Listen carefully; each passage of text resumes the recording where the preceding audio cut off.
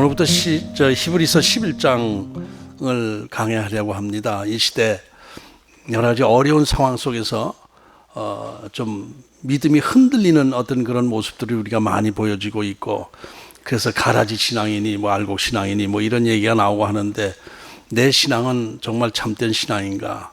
나의 신앙은 어떤 하나님 보시기에 어떤 길을 가고 있는가? 이런 것들을 같이 말씀을 나누면서 묵상하려고 합니다.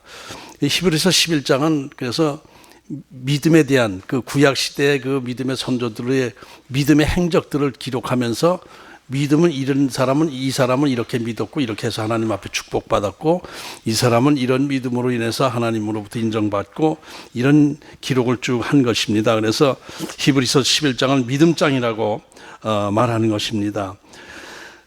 그래서 이 믿음장을 보면서 저와 여러분, 저 자신의 믿음 상태를 점검하는 기회가 됐으면 좋겠습니다. 우리 인간은 완전한 존재가 되지 못하죠.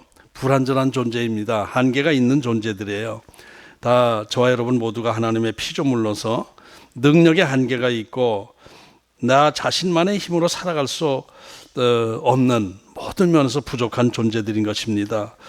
그래서 반드시 우리는 삶 가운데 누군가의 도움이 필요하고 누군가를 의지해야 하는 존재들인 거예요.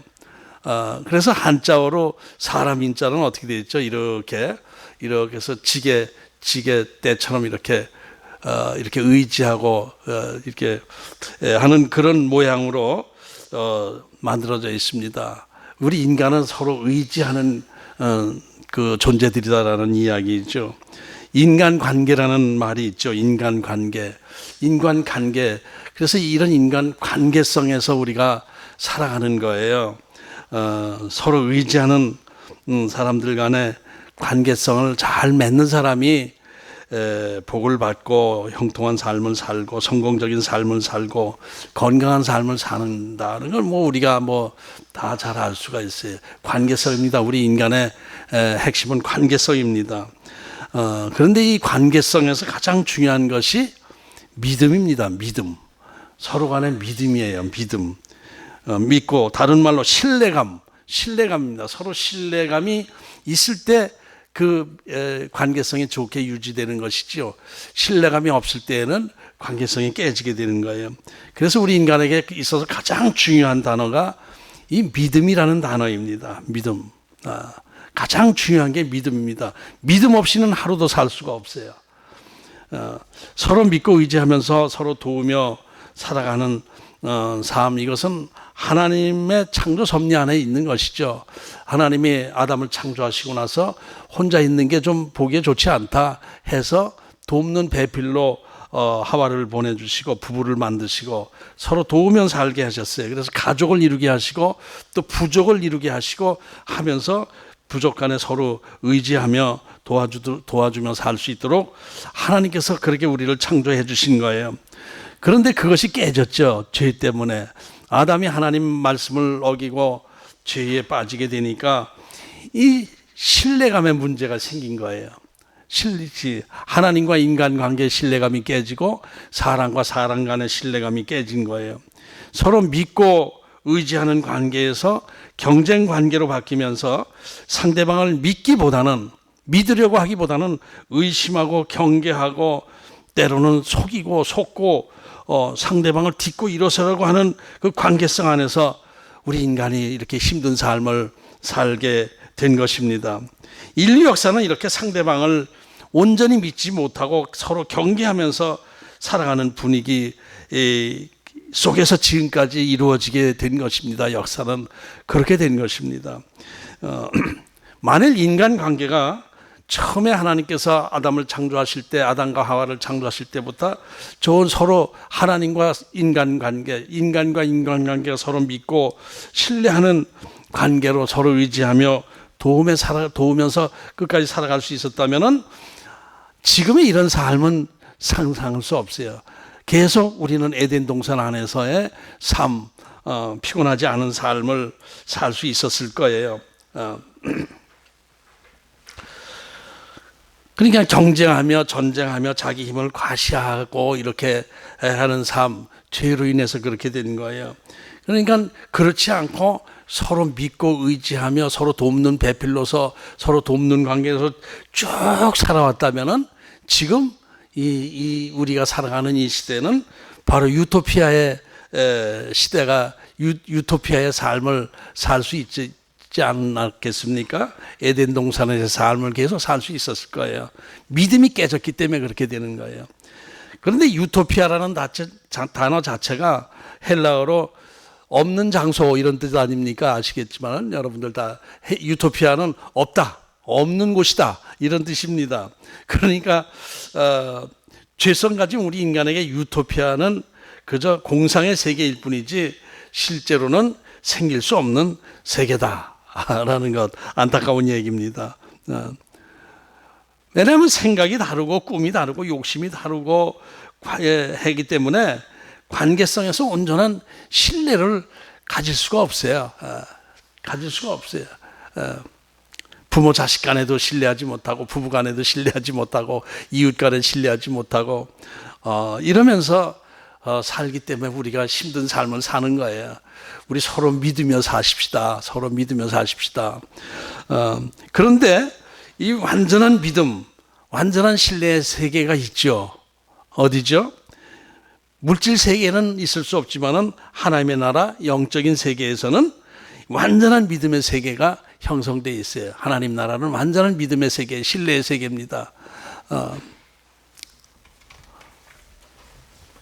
그래서 우리가 그 하나님 나라를 사모하는 것이 그 믿음의 세계 안에 들어가기 위해서 그러는 거예요. 하나님은 완전하신 분이시고 영원하신 분이시고 전능하신 분이시기 때문에 하나님은 완전히 믿을 수 있는 분이에요. 하나님은 완전히 믿어도 돼요. 전혀 이게 뭐 실수하거나 잘못하거나 그러시는 분이 아니에요. 인간의 부모들은 자식을 사랑한다고 하지만은 마음으로는 사랑하지만 힘이 부족해서 능력이 부족해서 사랑하지 못해요. 그렇게 끝까지 책임져 주질 못한단 말입니다. 그런데 하나님은 믿을 수 있는 분이시다. 확실히 믿을 수 있는 분이시다. 성경이 이렇게 말씀하고 있어요. 고린도전서 1장 9절을 보면 이런 말씀이 있어요. 너희를 불러 그의 아들 예수 그리스도 우리 주와 더불어 교제하게 하시는 하나님은 미쁘시도다. 미쁘시도다. 미쁘신 하나님. 뭐 알죠? 미쁘신 하나님. 미쁘다라는 말은 믿었다, 신뢰할 수 있다, 믿을 수 있다라는 뜻이죠. 믿었다. 미쁘신 하나님. 헬라어로 이 미쁘다라는 말은 피스티스입니다. 헬라어로 피스티스라는 단어 여러분들 많이 들어보셨을 거예요. 제가 워낙 이 피스티스라는 단어를 좋아하기 때문에 많이 씁니다. 피스티스는 충성심, 믿음, 신실함 뭐 이런 것 다 포함되는 거예요. 피스티스. 오늘 본문 1절에서 믿음은 바라는 것들의 실상이라고 그랬잖아요. 믿음은 바라는 것들의 실상. 이 믿음도 피스티스예요. 하나님은 미쁘시도다가 또 피스티스예요. 미쁘신 하나님, 믿음 이런 것이 다 피스티스. 믿고 신뢰하고 신실함, 충성심 이런 것이 포함되는데 좀 다른 것 같지만은 가만히 생각하면 다 믿음을 중심으로 해서 연결되어 있는 거예요. 신뢰감 안에서 충성심도 있고 신실함도 있고, 신실할 때 믿는 것이지 불량할 때 믿어집니까? 그러니까 이 피스티스, 믿음이란 단어는 우리 인생에서 굉장히 중요한 단어예요. 우리 인간관계에서도 피스티스가 필요한 것이고, 그 피스티스 안에서 유토피아 에덴 동산이 유지될 수 있었던 거예요. 천국이 유지될 수 있었던 거예요. 하나님 관계에서도 우리가 믿음으로 구원받는다라고 하잖아요. 믿음으로 구원받는 건 뭐예요? 하나님과 우리 인간 관계가 신뢰감이 형성될 때, 믿음이 형성될 때 천국을 이룰 수가 있는 거예요. 하나님과 우리 관계에 신뢰감이 깨질 때는 에덴 동산에서 쫓겨나고 사탄의 권세 아래 우리가 묶이게 되는 것이죠. 그러니까 믿음 피스티스라는 단어는 우리 인간 관계뿐만 아니라 하나님과의 관계에서도 아주 중요한 단어다. 믿음이 우리 인생의 생명이나 마찬가지다라는 것을 우리가 기억해야 됩니다. 그런데 이제 그 피스티스가 인간적인 인간관계에서 피스티스 믿음과 하나님과의 관계에서 믿음은 좀 구별되죠. 그죠? 우리 교회 안에서의 믿음 하게 되면은 하나님과의 관계에서 믿음을 얘기합니다. 또 세상 사람들이 믿음하는 건 관계성 안에서 자기 확신 안에서의 믿음을 얘기하는 거예요. 그런데 성경적인 그 믿음은 내 확신이 아니라 하나님께서 주시는 은혜의 믿음입니다. 그래서 하나님을 믿어지게 되는 것, 이 다른 거예요. 하나님을 믿는 것은 보이지 않는 영적인 존재를 믿는 것이고 영적인 세계를 믿는 것이기 때문에 우리 인간의 이성, 지식, 경험, 이게 과학 이런 것 가지고는 영적인 세계, 하나님의 세계를 믿을 수가 없어요.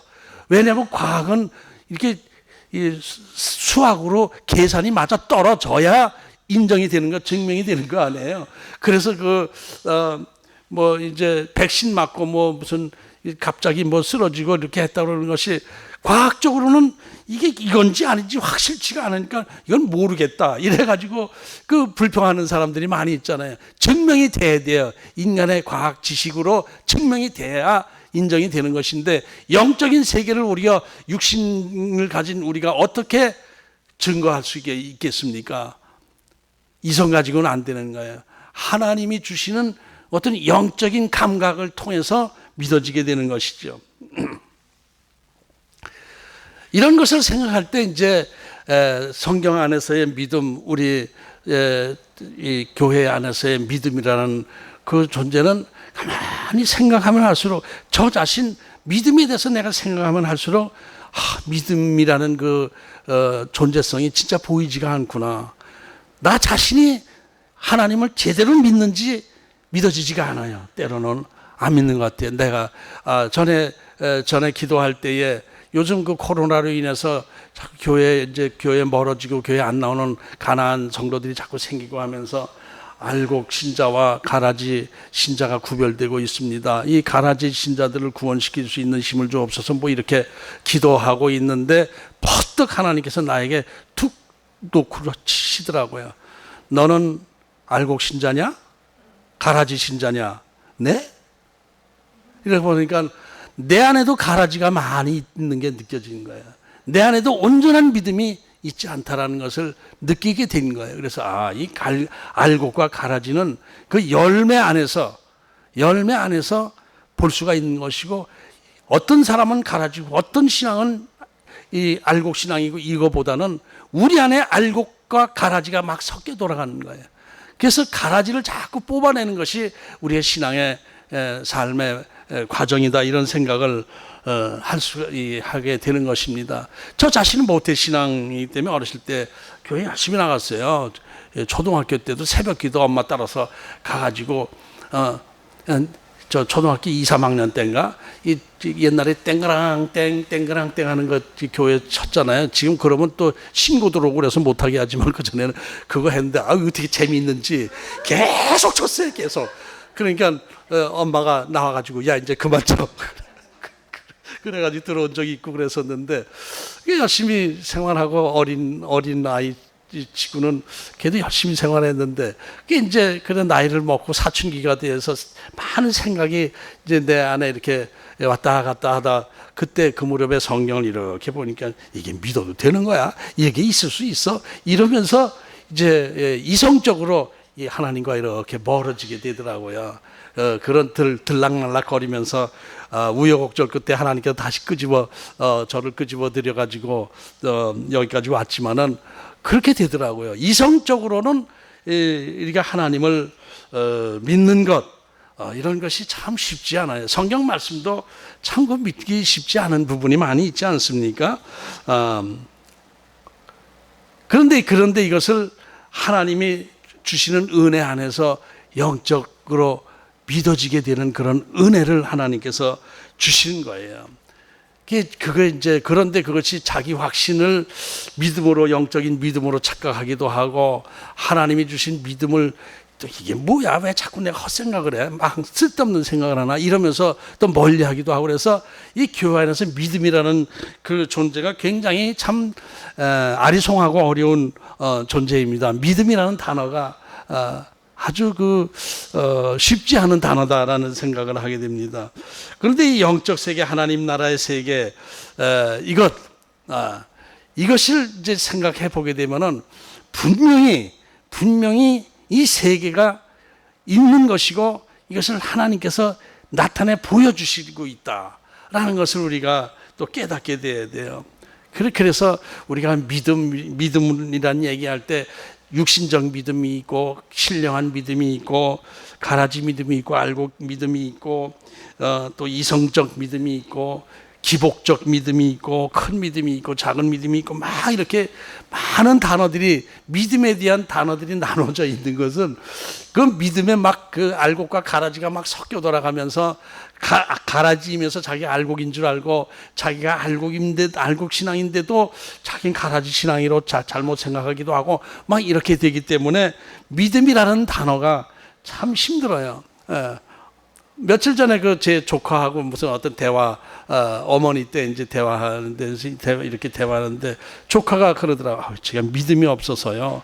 그러더라고요. 그래서 믿음이라는 존재는, 그러냐? 너 믿음 없냐? 나도 믿음이 없다. 내가 그랬더니 이렇게 깜짝 놀라서 쳐다보더라고요. 나도 믿음이 없어. 참 골치 아파. 목사가 돼서 믿음이 없어. 무슨 말씀이에요? 목사라고 해서 다 믿음 있는 거 아니야. 넌 믿음 없다라고 그러지만은 믿음이 속에 있을 수도 있고 그래. 넌 믿음 없다고 너무 그러지 마. 자기 자책하지 마. 이런 얘기를 했었는데 믿음이라는 존재가 함부로 저 사람 믿음이 있다 없다 함부로 우리 인간이 판단할 수가 없어요. 왜냐하면 나 자신의 믿음도 내가 정확히 판단할 수가 없으니까. 그런데 이제 믿음이 있다 없다라는 것을 우리가 어떻게 알 수 있냐면은 그 안에 생명력이 보여질 때가 있어요. 믿음의 생명력이 있어요. 믿음의 파워가 나타날 때가 있어요. 예수님께서 말씀하셨죠. 겨자씨만한 믿음만 있어도 산을 들어 옮기라 하면 옮기게 될 것이다. 이렇게 말씀해요. 겨자씨만한 믿음, 그냥 눈에 보일 듯 말 듯한 작은 믿음이라도 생명력이 있으면은 기적이 일어날 것이다. 이런 말씀했는데 그 생명력은 뭐냐? 성령님의 역사 안에 있으면은, 성령님의 역사 안에 내가 믿음이 있으면은 생명력이 나타나게 되는 거예요. 파워가 나타나는 게 되는 거예요. 카리스마가 나타나게 되는 거예요. 그게 은혜죠. 그래서 우리가 그 믿음의 은혜를 우리가 구하는 삶을 살아야 돼요. 내가 믿음이 있다라고 자부심 너무 자만하는 것도 문제가 있지만은 나 또 믿음이 없다라고 하면서 이렇게 처져 있는 것도 문제가 있는 거예요. 하나님의 은혜 안에서 믿음이 주어지는 것이고 또 믿음이 있다 없을 때도 있고 어떤 때는 하나님께서 강하게 믿음의 역사를 개인적으로 나타나실 때도 있고 한 것이 이 믿음입니다. 오늘 히브리서 11장 1절부터 3절까지는 그 믿음장의 서론이라고 볼 수 있고 믿음은 어떤 형태이냐 이런 것을 말씀해 주는 거예요. 믿음이란 무엇이냐라고 해도 되지만은 믿음의 전체적인 정의라기보다는 믿음의 한 어떤 그 특징을 말씀하고 있어요.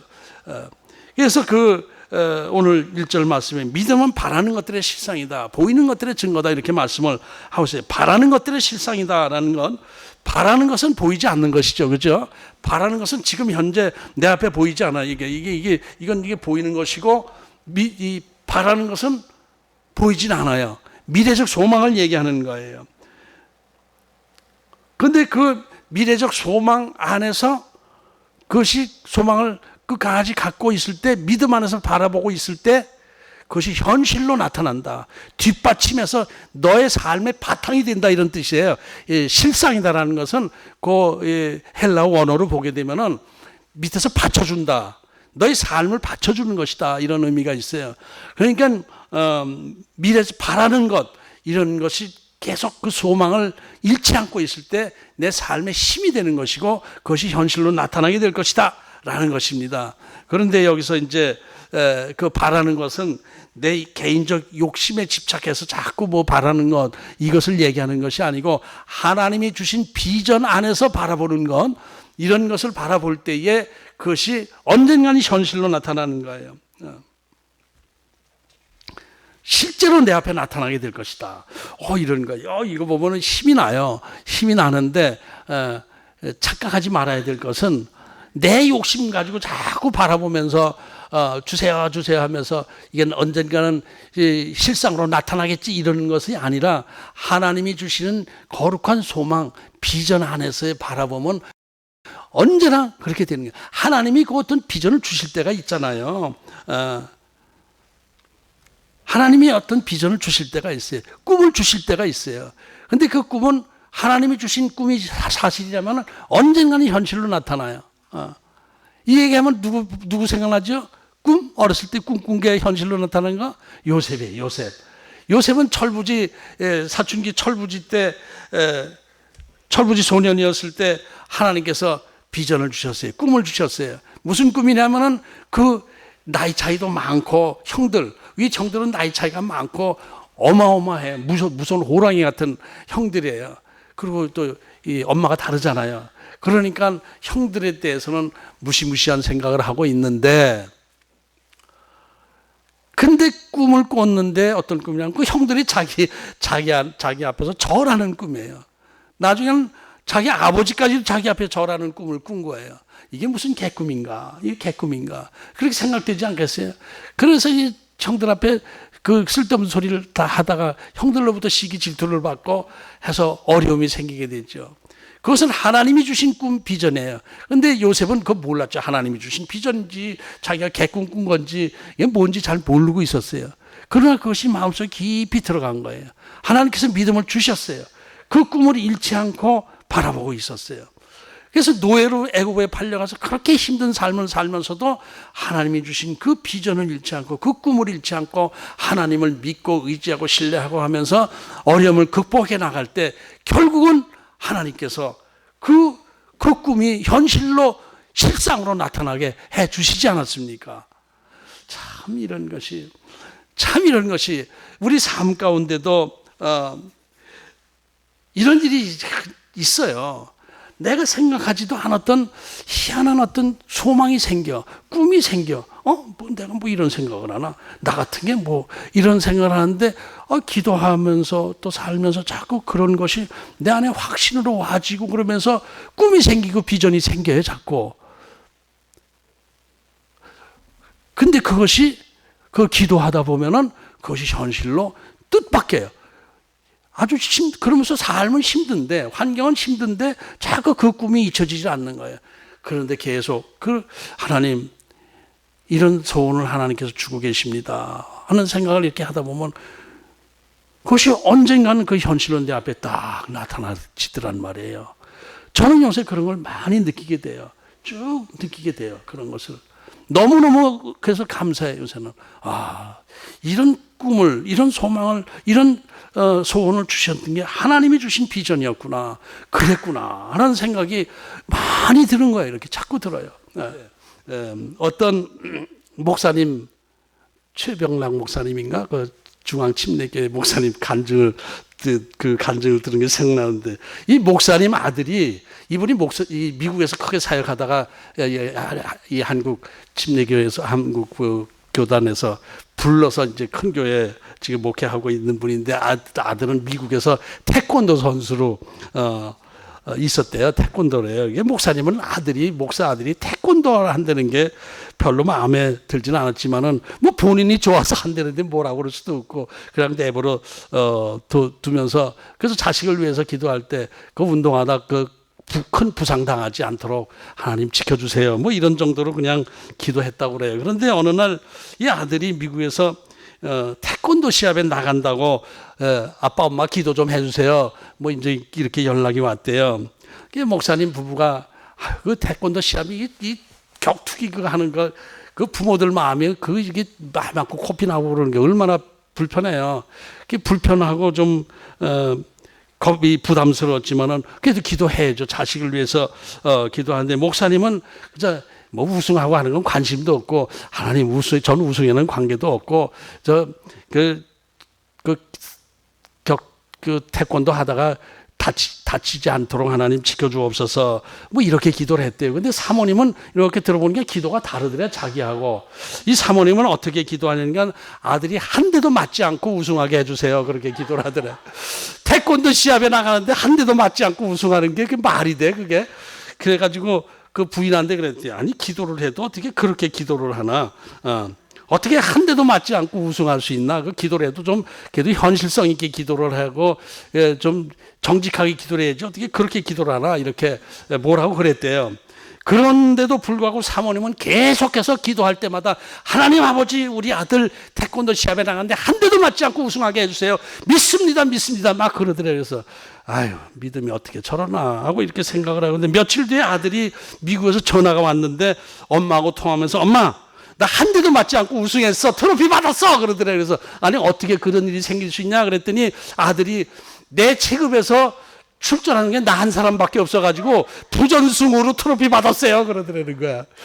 그래서 그 목사님이 최 목사님이 그때 회개를 했대요. 아 이게 나는 참 이성적인 현실적인 그 생각으로 이제 육신적 판단 안에서 기도하고 있었는데 우리 아내는 성령 안에서 하나님이 주시는 비전을 가지고 기도하고 있었구나. 이렇게 회개를 했다고 하는 얘기 듣고 웃으면서도 이건 뭐 특별한 케이스죠. 이게 뭐 이게 누구나 다 누구에게나 있을 수 있는 특별한 상황, 특별한 케이스로 하나님께서 그런 우리에게 믿음을 주신다고 볼 수 있지만은 그럼에도 불구하고 그런 일이 우리 삶 가운데 얼마든지 나타날 수 있거든요. 이게. 이성적으로 생각할 수 없는 일들이 우리 상황 속에 많이 일어나고 그러는데 자꾸 그렇게 기도시킬 때가 있어요. 그러니까 그거 보면서 또 제가 또 생각한 것이 대부분 목사들이 고백하는 게 그래요. 사모가 자기보다 기도를 더 많이 하고 더 영적으로 기도하고 아주 새벽 기도할 때도 사모 때문에 여기서 자기는 기도 끝났는데 사모가 계속 기도하고 있어서 목사가 먼저 나갈 수도 없고 그래서 힘들다 하는 얘기를 많이 듣거든요. 되게 사모님들이 믿음이 더 좋고 영적 기도를 많이 한다라는 생각도 이렇게 했는데 제 케이스도 그렇구나라는 생각이 좀 들기도 했는데 어쨌든 이 영적인 믿음 하나님께서 주시는 소원이 있고 소망이 있고 꿈이 있고 비전이 있고 이렇게 돼요. 그것을 믿고 바라보고 할 때는 이 상황은 현실적으로는 안 될 것 같고 어려운 것 같지만은 끝까지 그 믿음을 지키고 나갈 때 반드시 그것이 현실로 트로피가 내 앞에 나타나게 될 줄로 믿습니다. 그래서 오늘 믿음에 대해서 처음에 말씀하시면서 믿음은 바라는 것들의 실상이요 보이지 않는 것들의 증거다 이렇게 말씀을 해 주신 거예요. 이 바라는 것들의 실상이요 보이지 않는 것의 증거다 같은 말을 반복했다고 보면 돼요. 바라는 것 보이지 않는 거예요. 실상 증거로 나타나는 거예요. 그래서 믿음의 선진들 아브라함이나 야곱, 요셉 같은 분들에게서 이런 일이 계속 나타나지 않습니까? 아브라함은 신실한 믿음으로 하나님 앞에 순종하면서 열매를 이게 앞으로 나오니까 길게 얘기할 필요는 없어요.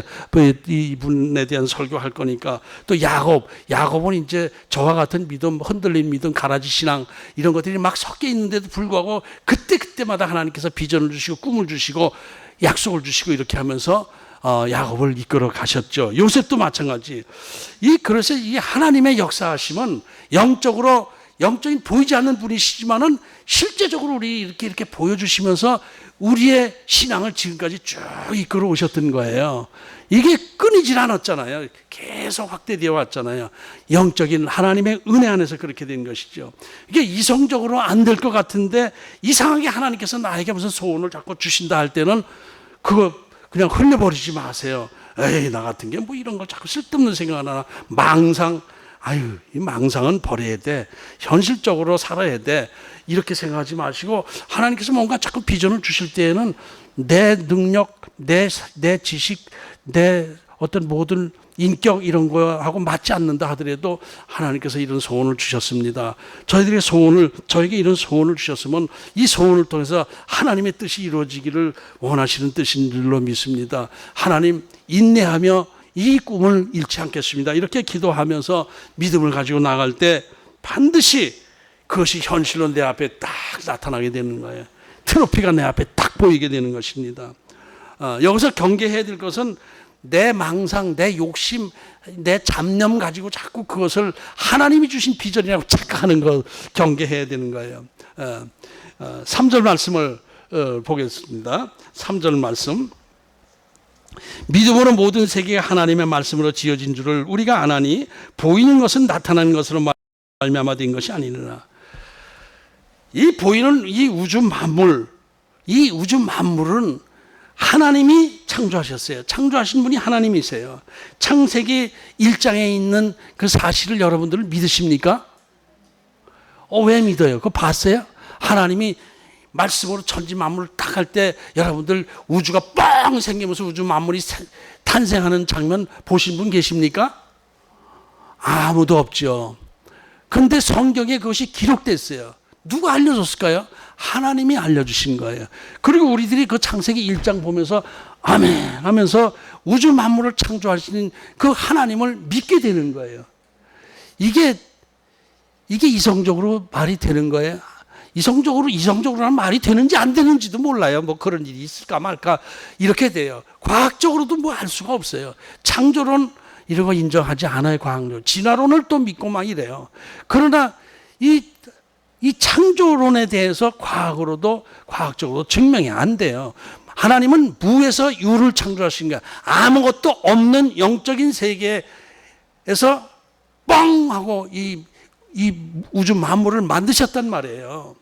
말씀으로. 여기서 말씀으로 창조하셨다는 말씀은 로고스가 아니고 레마예요. 이 말씀이란 단어는 로고스란 단어가 있고 레마가 있는데 이 여러 가지 이렇게 분석을 해보면은 레마나 로고스나 비슷하게 쓰이기도 하지만은 좀 더 적극적이고 강하게 표현할 때, 하나님의 말씀을 적극적이고 강하게 표현할 때 레마라는 단어를 씁니다. 근데 이것이 개인적으로 주시는 말씀이다라고 이제 어떤 목사님이 함으로 해서 레마는 개인적으로 나에게 주신 메시지다 이렇게 생각하는 분도 있는데 꼭 그것만은 아니에요. 개인적으로 주는 것도 레마일 수도 있고 로고스일 수도 있고 하지만은 좀 더 레마는 강하고 적극적인 표현을 레마라고 표현할 때 표현을 성경에서 하고 있어요. 어떤 학자가 그것을 다 분석한 학자의 그 논문을 제가 이렇게 봤어요. 이 우주 만물을 창조하신 하나님은 우리 눈에 보이지도 않고 만져지지도 않는 분이신데 말씀으로 천지를 창조하셨다는 거예요. 뚝딱뚝딱 망치질해서 우주가 생긴 게 아니에요. 그냥 말씀으로 펑 생긴 거예요. 그리고 수십억 년 동안 이끌어오면서 지금 우리가 여기서 생명을 가지고 살아갈 수 있는 것, 이것이 하나님께서 우리를 만들어 주셨어요. 우주 만물을 창조하셨다는 것은 저 자신을 창조하셨다는 거거든요. 그래서 우주 만물을 창조하셨다는 게 어떤 때는 그렇겠지 그거 당연히 그렇겠지. 믿지 않는 세계도 조물주 하잖아요. 창조하신 분은 하나님이시겠지. 근데 막연하게 느껴지는데 나에 대해서 내 존재성을 나는 누구인가를 내가 깊이 묵상해 보면 내가 우연히 태어났나요? 내가 우연히 땅에 떨어졌나요? 세상에 우연이라는 게 없어요. 이 우주 만물 돌아가는 거 보면 뭔가 질서 정연하고 목적이 있는 방향으로 끌려가고 있는데 내가 이 땅에 태어난 것 이 자체가 목적이 있는 것이 틀림없다. 그리고 나는 내 삶, 내 확신, 내 생각 가지고 살아가려고 애를 썼는데 그것이 하나하나 다 꺾여지더라고요. 뭔가 내 힘으로 내 생각, 내 경험, 내 지식, 내 파워 가지고 이렇게 하면 된다라고 확신을 가지고 막 했는데 그것이 이상하게 다 끝판에 가서 이렇게 꺾이고 저렇게 안 되고 이렇게 안 되고 나는 이 길로 동쪽으로 가려고 자꾸 동쪽으로 뛰고 그러는데 팍 돌불이 걸려 넘어져 가지고 기절했다 깨보니까 서쪽에 와 있어. 내가 왜 이렇게 되는 거야? 이게 도대체 누가 나를 이렇게 자꾸 끌어가는 거야? 나는 왜 사업적으로 성공해서 그냥 그 물건 있는 장로로서의 삶을 살려고 했는데 왜 이렇게 참 보잘것없는 이런 존재로만 이 목사로 노릇을 하게 해주시나라고 자꾸 이렇게 생각했었어요 옛날에. 근데 가만히 내 삶을 보니까 이게 뭔가 공식이 있네. 나를 이끌어온 어떤 그 손길이 있네. 이것이 절대로 느껴지는 거예요. 내가 아니더라고요. 내가 하나님의 피조물이더라고요. 그래서 천지 만물을 지으신 하나님께서 나를 지으시고 나를 관리해 나가시는구나. 이것을 처절하게 느끼면서 요새는 점점 더 하나님 앞에 겸손해지려고 하는 그런 면이 저한테 보여지고 있습니다. 그래서 과학과 신학은 관계가 없는 것이다. 근데 어떤 분이 이런 얘기를 딱 마음에 들더라고요. 과학도 신학의 한 부분이다. 이렇게 얘기를 했는데 딱 맞아요. 그죠? 과학도 하나님이 주신 지혜 안에서 이렇게 하나님을 이렇게 뭐 자꾸 발견해나가고 하다 하나님을 만나게 되는 것이기 때문에 과학도 신학의 한 부분이다. 이렇게 얘기했는데 아멘 소리가 나오더라고요. 그래요. 과학과 신학은 별개니까 우리 과학 따지지 말자 이런 것이 아니요. 과학 너무나 하나님 보시기에 우리 이 시대의 과학은 너무나 보잘것없는 수준에 있는 것이죠. 아직 아무것도 몰라요. 과학이 계속 알아가다 보면은 결국 하나님을 만나게 되는 것. 슈바이처가 아니고 그 어떤 그 유명한 과학자 누구죠? 그분이 그렇게 얘기를 했어요. 하나님을 만나게 된다. 그래서 나 자신을 바라보고 이 세상을 바라보고 또 하나님이 주시는 영적 은혜 안에서 하나님이 주시는 비전을 바라보면서 살아갈 때 우리가 영적 전쟁에서 승리할 때에 내 앞에 트로피가 딱 나타날 거예요. 실상으로 나타나게 되는 것을 믿으시기 바랍니다. 믿음은 보이지 않는 것이지만은 믿음의 결과는 보이는 것으로 나타나는 거예요. 믿음은 보이지 않아요. 애매해요. 추상적인 것 같아요. 그러나 그 믿음을 유지할 때에 현실로 나타나는 거예요. 비전이 나타나게 되는 거예요. 여러분 다시 한번 반복합니다. 하나님은 완전한 분이시고 미쁘신 분이십니다. 신뢰할 만한 분이십니다. 믿어지십니까? 그래서 우리는 저와 여러분 모두 하나님을 절대적으로 신뢰하면서 하나님의 뜻에 순종하면서 충성하며 피스티스하면서 저와 여러분 상황 가운데 계속 이 하나님의 뜻을 따라갈 때에 하나님께서 우리에게 언젠가는 하나님의 때가 되면 놀라운 열매를 맺게 하시면서 트로피가 내 앞에 딱 나타나게 될 줄로 믿습니다. 이것을 성령 안에서 바라보고 꿈꾸고 하는 저와 여러분 되시기를 주의 이름으로 축복합니다. 믿음은 바라는 것들의 실상이요 보이지 않는 것들의 증거입니다. 믿어지십니까? 아멘. 하나님 아버지,